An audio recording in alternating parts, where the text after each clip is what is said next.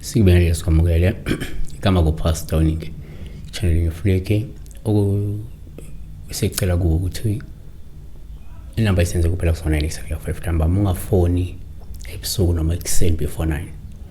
ngawusenza WhatsApp ngawusenza SMSs mawubuza iphupho bingelela zichaze wena cela ukusizakala umfonela on YouTube mawubuza ku YouTube bingelela cela nakhona because still ngumuntu cela chaza iphupho lonke ngokuphelele awukwazi uvela ubuze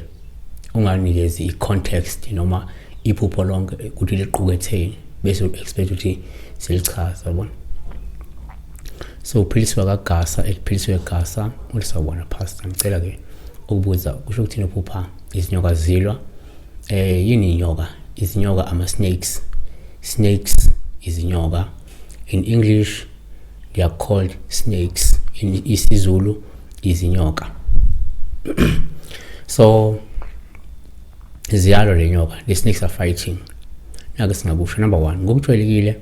uma uphupha inyoka khumbula ukuthi kukhona inyoka eyivela njengeyidalwa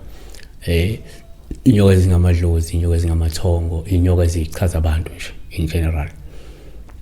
so uma zilwa number 1 ngokujwayelekile uma uphupha inyoka siyesithele njengophawu oluhle uma zilwa olungakhomba ukuthi izitha zakho zijikelene zodwa sezilwa zodwa futhi ziyagadlana kabi ngemithi Isaiah 3 verse 5 abantu bayakucindezelana 2 kwesinye isikhathi uma uphupha izinyoka siyithele njengophawu oluhle uma zilwa empeleni kungaba uphawu lubi uma zilwa ngoba la lungakhomba ukuthi kungenza kunabantu abajwayele abaxabene futhi asebezama ukukhaphelana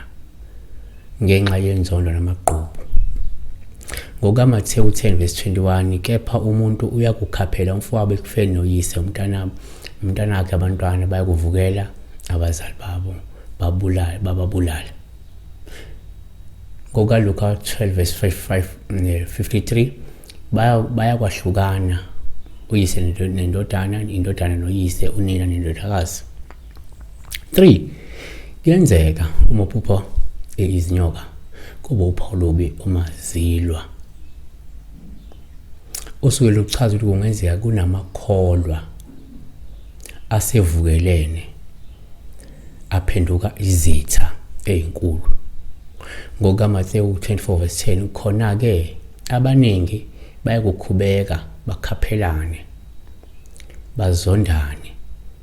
ngoba seGalatia 5 verse 15 kepha uma nilumana nidlana qaphelani ukuba ke ingaqedani number 4 ngokwesintu uma uphupha inyoka kungaba uphawu lobumazilwa ngoba lingabe lukhombe umbango nokula kwedalo zakho uma kuyizinyoka lezi eziwuphawu lwamadlozi noma kamathongo shuthi uma ikhona into umbango edalweni sesiyabonakala inyoka zilwa siyabona be blessed Siwe